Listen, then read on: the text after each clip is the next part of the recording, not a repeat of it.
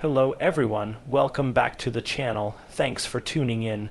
Today we turn our attention to a rising story that's capturing headlines and fueling concern across Europe and within NATO-Russia's war games. What's happening, why so much alarm, and what it could mean? Let's break it down in detail. Over the past few weeks, Russia, together with its ally Belarus, has conducted large-scale military exercises under the name Zapad 2025.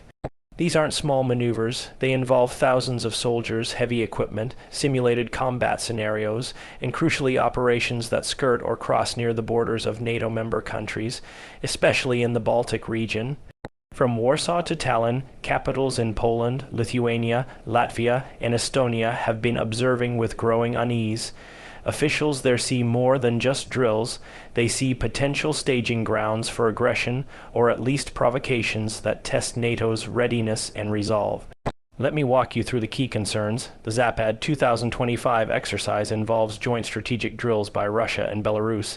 Officially, the numbers are modest compared to past Zapad exercises. Something like 13,000 personnel are being deployed. Still, while the size may be scaled down relative to previous exercises, the range of activities is still broad. Ground forces, armored units, warplanes, air defenses, and potentially nuclear capable systems are involved. Scenarios reportedly include defense against enemy attacks, countering infiltration, and simulating responses from adversarial forces. Some of the drills are located deep inside Belarus, which places them closer to NATO's eastern edge. There are also indications that some participating units may not entirely pull back once the exercises are over, potentially leaving behind equipment or even infrastructure, which heightens the concern among NATO nations. There are several interlinked reasons NATO is so worried. Even if the drill staging is inside Belarus, it's very near NATO borders. That proximity means that any miscalculation, mechanical failure, or miscommunication could lead to border violations or incidents in airspace. NATO is especially sensitive to that kind of risk. Observers and NATO leaders complain that Russia has not always been forthcoming about what the war games truly involve. Flight plans, transponders, or notifications have been absent in certain incidents. For example, in one case, Russian MiG-31s entered Estonian airspace without flight plans or active transponders.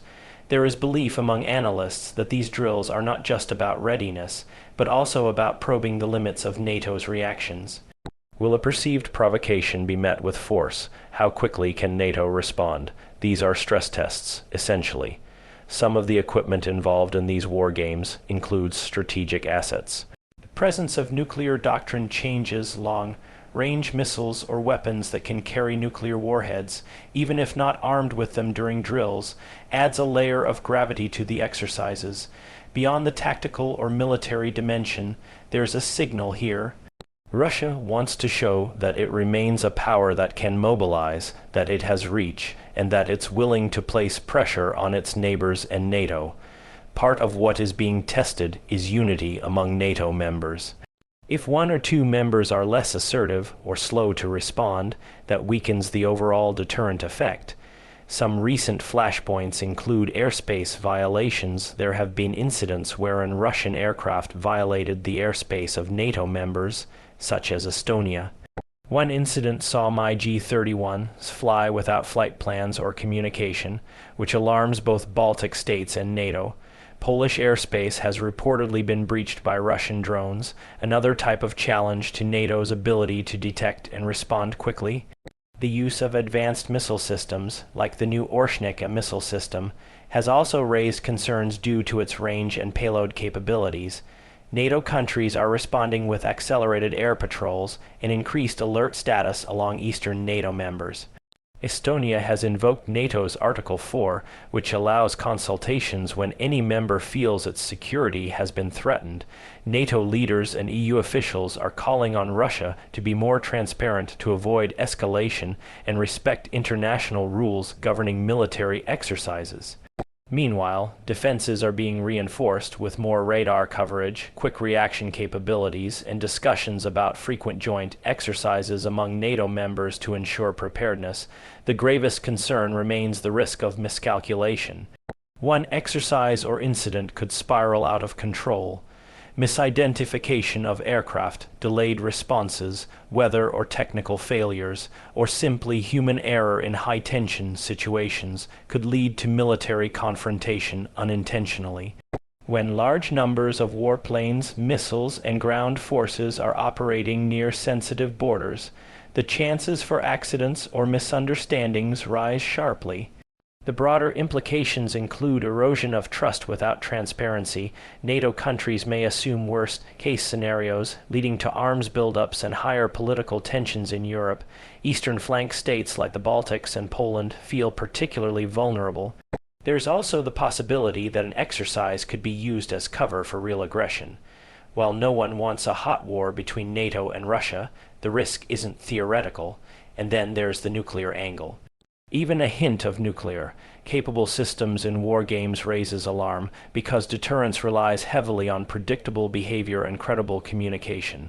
Without those, mistakes become far more dangerous.